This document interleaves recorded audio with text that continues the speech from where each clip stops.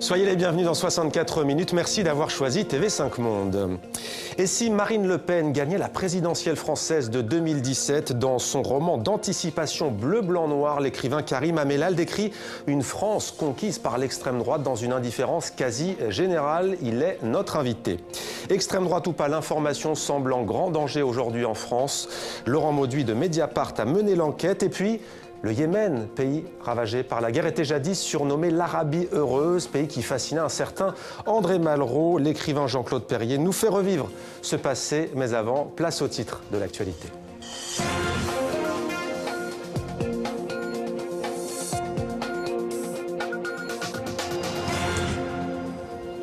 Un mince espoir de trêve en Syrie, c'est ce soir que doit entrer en vigueur le cessez-le-feu. Mais les groupes rebelles, nous le verrons, n'ont pas approuvé cet accord négocié par les États-Unis et la Russie. Les musulmans du monde entier célèbrent l'Aïd el-Kébir à partir d'aujourd'hui. C'est l'une des fêtes les plus importantes de l'islam. Nous retrouverons notre envoyé spécial à la Mecque en Arabie Saoudite. Et puis le président français François Hollande attendu en Roumanie, pays francophone et francophile. À cette occasion, l'une de nos équipes est allée à la rencontre d'une Française installée à Bucarest et qui s'est lancée en politique. En Syrie, c'est donc une trêve très fragile qui s'annonce à partir de ce soir. Avant même son entrée en vigueur, Bachar al-Assad a douché les espoirs d'une véritable accalmie. Des images commentées par Maëva Damoua. La trêve débute sous les pires augures. En cause, une déclaration signée Bachar al-Assad. Pour s'exprimer, le président syrien a choisi un lieu symbolique, la ville de Daraya, ancien fief des rebelles. À sa sortie de la mosquée, au premier jour de l'Aïd el-Adha, fête musulmane du sacrifice, il a jeté le trouble sur la réussite du nouveau plan de paix. En venant ici, on affirme que l'État syrien est déterminé à réinvestir toutes les zones aux mains des terroristes. Bachar al-Assad, qui s'était préalablement exprimé en faveur du cessez-le-feu, attise finalement la colère des insurgés et compromet des semaines de négociations. Dimanche, la milice Ahrar al-Sham, réputée pour son influence sur le terrain de la rébellion, avait été la première à exprimer officiellement son opposition au pacte russo-américain sur YouTube. Une nation qui a patienté 6 ans dans la souffrance et la mort ne peut pas se contenter d'une solution partielle. L'accord ne tend qu'à renforcer le régime et à contrôler militairement la révolution. Principal point de discorde, le deuxième volet de l'accord. Il implique que les rebelles se dissocient d'un allié djihadiste de taille, le front Fateh al-Sham, anciennement Front al-Nosra, qui a réagi sur Twitter. C'est simple, l'accord russo-américain ne vise qu'à éliminer ceux qui protègent les Syriens. Aucun groupe ne peut accepter ça. Un rejet renforcé par des frappes aériennes intervenues samedi et dimanche. Elles ont notamment touché la province d'Idlib au nord-ouest du pays, causant une 60aine de morts, tous civils. La trêve, établie pour 48 heures, doit permettre de relancer l'aide humanitaire et d'amorcer une transition politique. Après 5 ans de guerre et près de 290 000 morts, l'espoir d'une paix durable semble à nouveau s'évanouir en Syrie. En Turquie, près de 50 personnes ont été blessées dans un attentat à la voiture piégée. L'attaque a eu lieu à Van, dans l'est du pays. Les autorités accusent à nouveau les rebelles kurdes du PKK.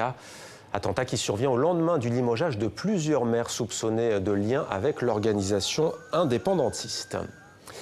Les suites de l'enquête sur l'attentat à la voiture piégée déjouée il y a 8 jours à Paris. 3 femmes ont été présentées ces dernières heures à un juge en vue d'une mise en examen.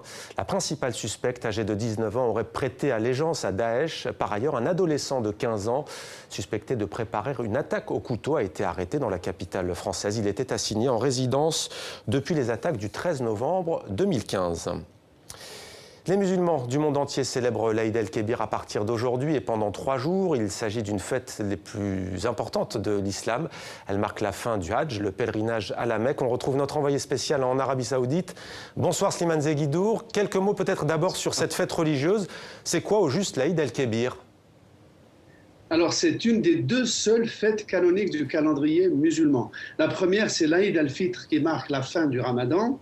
Et celle-ci, la grande fête ou l'Aïd el-Kébir, célèbre et marque la fin du pèlerinage de la Mecque. Elle commémore en fait le sacrifice par Abraham de son fils, le simulacre de sacrifice, le Coran reprend le même récit que la Bible. À cette différence près, c'est que pour la tradition musulmane, Abraham a bâti la Mecque, il est le précurseur de l'islam, et c'est dans le vallon rocailleux qui se trouve à 8 km au sud-est de la Mecque, où aujourd'hui les pèlerins sont rassemblés, c'est dans cet endroit-là qu'Abraham aurait tenté d'immoler son fils avant que l'archange Gabriel ne lui fournisse un bélier pour le sacrifier à la place. Et justement, pourtant, le sacrifice du mouton, cet animal, vous n'en voyez pas beaucoup sur place à la Mecque, Slimane, expliquez-nous.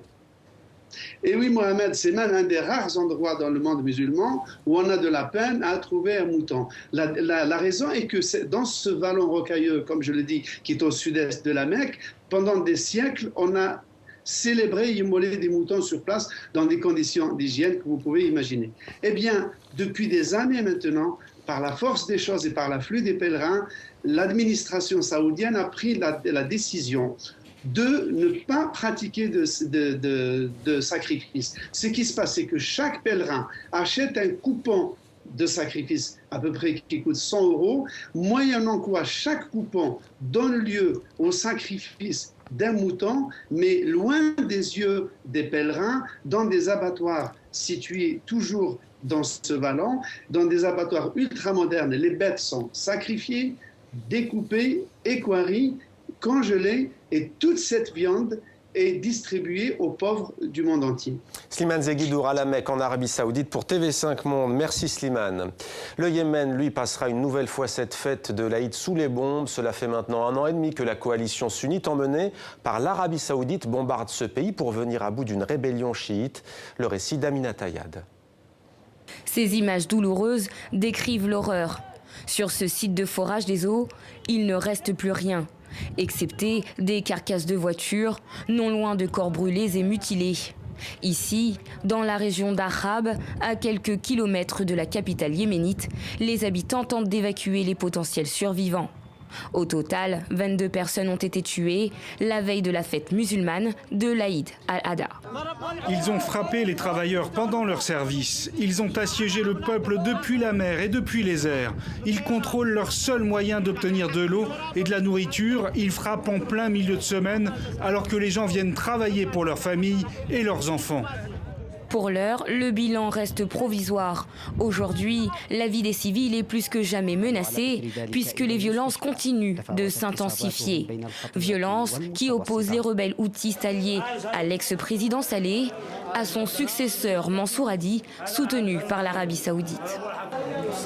On a été visés alors que nous étions allés aider les blessés. Puis tout d'un coup, on entend les frappes aériennes. Ils ont frappé 14 fois. Depuis mars 2015, plus de 6600 morts ont été recensés. L'Organisation des Nations Unies a dernièrement condamné ces violences meurtrières, demandant l'ouverture d'une enquête pour atteinte aux droits de l'homme dans la guerre au Yémen. Et le Yémen, un pays pourtant autrefois surnommé l'Arabie heureuse. On en parle ce soir avec Jean-Claude Perrier. Bonsoir, merci d'être avec nous. Vous êtes l'auteur de ce livre, André Malraux et la reine de Saba. C'est un essai qui est publié aux éditions du Cerf. On va bien entendu parler de votre récit. Peut-être d'abord une réaction à ce qu'on vient de voir. Le Yémen, terre de culture pour André Malraux, est aujourd'hui ravagé par la guerre, dont vous parlez d'ailleurs dans ce livre. Bien sûr. D'abord, hélas, il y a bien longtemps qu'on l'appelait Arabia Félix, l'Arabie heureuse. Ouais. Hélas, le mot maintenant, c'est plus possible.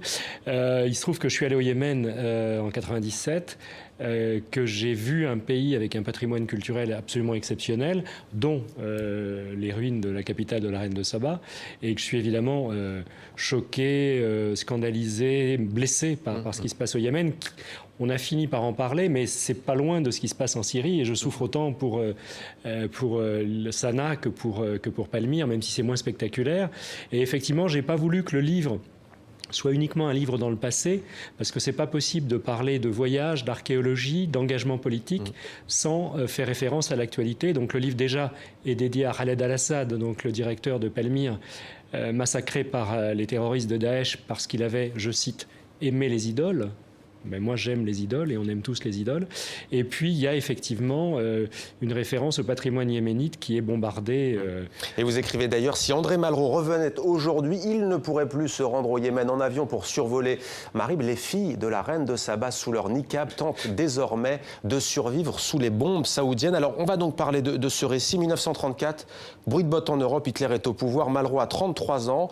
Il vient de recevoir le prix Goncourt pour la condition humaine. Et le voici qui monte une expédition improbable. Oui, ce qui est formidable dans cette histoire, c'est que, comme vous le rappeliez, il est célébrissime, il a le prix Goncourt, il est engagé dans tous les combats de son époque, il revient à peine d'Allemagne où avec Gide, il est allé essayer de faire libérer des communistes accusés de l'incendie du Reichstag, ils ont essayé de rencontrer Goebbels, Hitler, etc. Il est vraiment impliqué dans son temps. Et il prend un mois de sa vie, une espèce de parenthèse comme ça, février-mars 34, juste pour exaucer un rêve de gosse. Quand il était petit, il lisait l'illustration, il rêvait, comme tous les gosses rêvent, et lui, il voulait aller à Mocha. C'était le nom qu'il avait en tête. Mocha, c'est au Yémen, c'est pas loin d'Aden, c'est pas loin du sud. Et il s'était juré quelque part, comme on fait ça quand on est gosse, de découvrir. Moi, c'était Pondichéry, d'autres, c'était Angkor, Loti, c'était Angkor, voilà, lui, c'était Mocha. Et donc, rêve de intéressé précisément à la capitale perdue de la reine de Saba. Oui, parce que, en fait, Malraux était fasciné par les grandes civilisations de l'Antiquité. Il était fasciné par Alexandre le Grand, il était fasciné par les grands conquérants et par ce télescopage entre l'Occident et l'Orient. Et la reine de Saba, c'est du mythe. Ouais. Et puis la reine de Saba, ça mettait en jeu aussi, c'était la copine de Salomon, c'était la mère de Ménélique. Souveraine qui a régné 3000 ans avant, on le rappelle. Hein. Si elle a régné, si elle a existé, 3000 ans avant. Donc, love affaire avec la reine de Saba, avec Salomon. Ils ont un fils, Ménélique, l'ancêtre de tous les rois d'Éthiopie. Donc, si vous voulez, ça mobilise plusieurs religions. Tout ça le fascinait. Mais ce qu'il y a d'amusant, c'est qu'il a attendu cet âge adulte et ce moment, peut-être en se disant, après, je ne pourrai plus. Ouais. Après, il va y avoir la guerre, je serai trop engagé, j'aurai plus le temps. Donc, il fait cette pause, cette parenthèse, et il exauce ce rêve de gosse. Vous êtes critique littéraire, notamment à l'Orient littéraire, et on le ressent dans votre récit, puisqu'on y croise Gide, Saint-Exupéry et sa femme, Consuelo, Henri Meunier. On voyage l'Orient, Djibouti, Addis Abeba aussi. Il y a tout un passé mythique, biblique aussi. Vous avez cité Salomon. C'est une époque d'une richesse incroyable. Le Coran aussi, hein, puisque la reine de Saba, Balkis, figure dans 2 sourates. Donc, si vous voulez, elle traverse les religions à sa manière, comme ça, de silhouette, parce qu'on ne sait pas grand-chose de cette femme. Malraux lui-même ne savait pas bien si elle avait existé, mais ça n'a pas d'importance. Mais oui, c'est formidable, c'est formidable. Et vous écrivez aussi ceci dans votre livre, la possibilité de l'aventure géographique à la Malraux s'est réduite comme peau de chagrin à cause des guerres, du terrorisme, du tourisme de masse, de la vulgarisation généralisée, dites-vous, sur la toile, des restrictions économiques qui étouffent une presse écrite pourtant en crise. Qui aujourd'hui oserait envoyer un reportage Albert Londres, Kessel, Malraux, Saint-Exupéry, Sartre ou Camus? Même si ces gens-là existaient encore, il n'y a plus la place, il n'y a plus l'espace, et c'est bien dommage. C'est bien dommage qu'il n'y ait plus ces feuilletons extraordinaires, qu'un grand quotidien national ne prenne pas 10 jours, n'offre pas comme ça, n'envoie pas un écrivain aujourd'hui, je ne sais pas où, à Cuba. Moi, si je pouvais, j'irais passer un mois à Cuba aujourd'hui avec tout ce qui est en train de se passer. Les faits vous donnent raison, mais qu'est-ce que ça dit de notre époque, ça ? Qu'elle est triste et pauvre. Je ne suis pas pessimiste, hein. J'espère que le meilleur est à venir, mais on ne peut pas s'empêcher de faire des constats et des tristes bilans. André Malraux, comment ça va se terminer pour lui ? Vous nous dites en fait que pour lui, cette aventure va signer la fin de sa jeunesse. Il en est conscient ?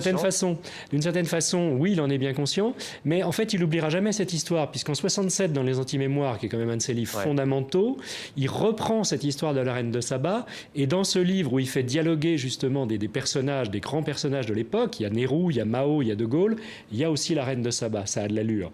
Donc, à 67 ans, 66 ans, il n'avait pas oublié, 30 ans auparavant, il s'interroge lui-même. Pourquoi je me suis mis en tête, il y a 30 ans, d'aller rechercher la capitale de la reine de Saba ? Ça l'amuse lui-même, et donc c'est pas anodin dans son histoire. J'ai pas gonflé une petite histoire, si vous voulez. C'est quelque chose qui a vraiment irrigué sa vie. On a parlé de sa fascination pour la reine de Saba. On peut parler aussi de la vôtre pour cet homme, André Malraux, puisque vous aviez déjà écrit André Malraux et la tentation de l'Inde. Pourquoi donc cette attirance vers cet écrivain ? C'est un de mes gourous, c'est un des écrivains qui me fascine depuis tout le temps, c'est un écrivain qui me fait rêver. La vie et l'œuvre sont indissolublement liées. Et l'Inde, il y a un vrai fil rouge de Malraux qu'il a fréquenté pendant 35 ans de sa vie, avec plein de rencontres, quand il était ministre, avant, pendant, après. Donc, si vous voulez, c'était aussi mettre un coup de projecteur sur cette relation. Et il se trouve en plus que je suis fasciné par l'Inde depuis longtemps et que En cherchant, j'ai trouvé des choses et ça, c'est toujours très amusant. Je me définis un peu comme un archéologue littéraire, à défaut d'être un archéologue qui gratte dans le désert. Moi, je fais de l'archéologie, j'essaie d'exhumer des textes et des belles histoires. Un archéologue littéraire en lice pour le prix Renaudot en cette rentrée littéraire. C'est tout ce qu'on vous souhaite. Vous croisez les doigts. André Malraux et la reine de Saba. C'est aux éditions du Cerf. Merci beaucoup, Jean-Claude Perrier. Merci, bonsoir. Le bilan des inondations ne cesse de s'alourdir en Corée du Nord. Aucune image de ces intempéries ne nous est parvenue. Ce sont les Nations Unies qui communiquent. Il y a 133 morts et 400 disparus. Plus de 100 000 personnes ont dû quitter leur maison à cause de la crue du fleuve Tumen, un fleuve qui n'est pas anodin puisqu'il marque la frontière avec la Corée du Sud. Aux États-Unis, le médecin personnel d'Hillary Clinton a voulu mettre fin aux spéculations. Il déclare que sa patiente et candidate démocrate à la présidentielle souffre d'une pneumonie. Hillary Clinton a fait un malaise hier lors des commémorations des attentats du 11 septembre. Voilà qui apporte de l'eau au moulin, si l'on peut dire, de Donald Trump. Le candidat républicain a plusieurs fois émis des doutes sur la santé de l'ex-chef de la diplomatie américaine. François Hollande attendu en Roumanie pour une visite, notamment consacrée au sommet européen post-Brexit qui débute vendredi en Slovaquie.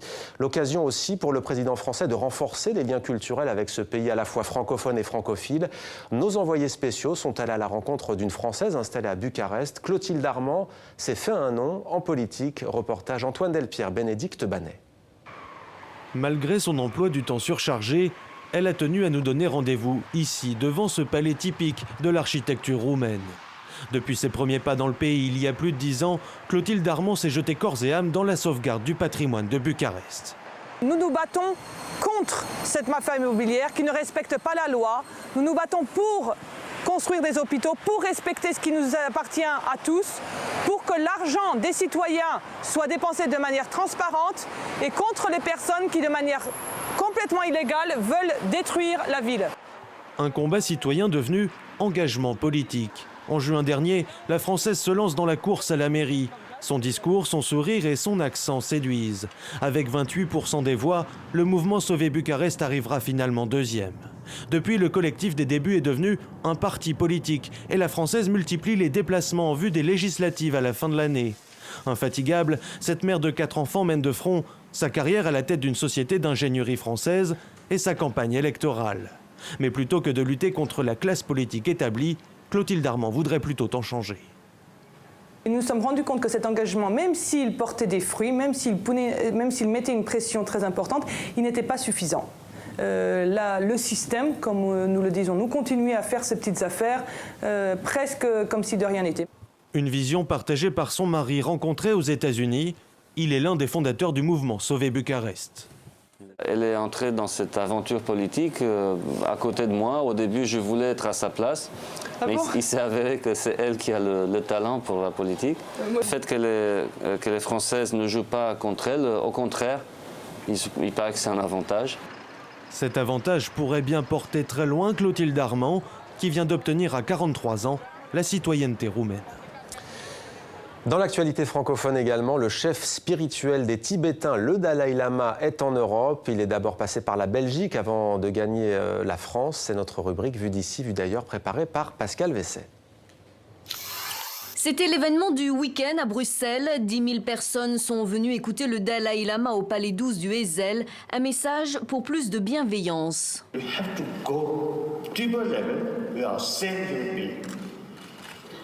Everyone want peaceful life, happy life. Same. Après la Belgique, direction la France, au programme du chef spirituel des Tibétains et prix Nobel de la paix, 2 jours à Paris suivis de 4 jours à Strasbourg. Mais comme toujours, aucune rencontre officielle avec des responsables gouvernementaux n'est prévue. Pas question de froisser Pékin. Sauver Alstom, voici la priorité du gouvernement français à 8 mois de l'élection présidentielle. Réunion de crise à l'Élysée, condamnation du Premier ministre. Depuis l'annonce par la direction d'Alstom de l'arrêt de la production de trains à Belfort d'ici 2 ans, les politiques sont vent debout à droite comme à gauche. 400 emplois pourraient être supprimés. On espère que ce n'est pas juste de la gesticulation politique, puisqu'il y a bientôt des élections présidentielles, donc on voudrait du résultat. L'actionnariat de l'État sur Alstom, il faut que ça débouche sur des commandes. Un hommage sans précédent. À Ottawa, 4 pompiers montréalais décédés à la suite d'un cancer ont reçu des honneurs posthumes. Au Canada, de plus en plus de cancers sont reconnus comme maladies professionnelles. Aujourd'hui, l'Association des pompiers de Montréal compte une 60aine de dossiers. Les gens qui ont 30 ans d'expérience ont pendant 25 ans, 28 ans, été exposés à des poussières, à des fumées, à des vapeurs, à des fibres durant cette période de nettoiement. Stan Wawrinka, roi de New York, en 4-7 et près de 4 heures de jeu, le Suisse numéro 3 mondial a terrassé le numéro 1, le Serbe Novak Djokovic, en finale de l'US Open. C'est clair que c'est incroyable quand on dit comme ça que j'ai 3 grands chelems sur 4, c'est quelque chose de fabuleux. Aujourd'hui, ça a été un match incroyable, je suis allé au bout de moi-même de nouveau. Petite confidence de Stan Wawrinka à la fin du match, ce trophée, ça a été le plus dur à conquérir de toute ma carrière. Sauf coup de théâtre, c'est la fin d'une ambition pour le groupe Areva. L'entreprise nucléaire s'apprête à mettre fin à son aventure dans l'éolien. Demet Korkmaz nous en dit plus dans le journal de l'économie. On se retrouve quant à nous juste après pour la deuxième partie de 64 minutes avec notamment Karim Amelal qui s'apprête à nous rejoindre. Dans son roman d'anticipation Bleu, Blanc, Noir, l'écrivain décrit une France conquise par l'extrême droite dans l'indifférence quasi générale. Et puis, extrême droite ou pas, l'information semble d'ores et déjà menacée en France. Un chiffre, 10 milliardaires possèdent quasiment tous les médias, qu'il s'agisse des journaux ou encore des grandes télévisions. Vous entendrez Laurent Mauduit de Mediapart. On se retrouve après une courte pause. Restez sur TV5 Monde.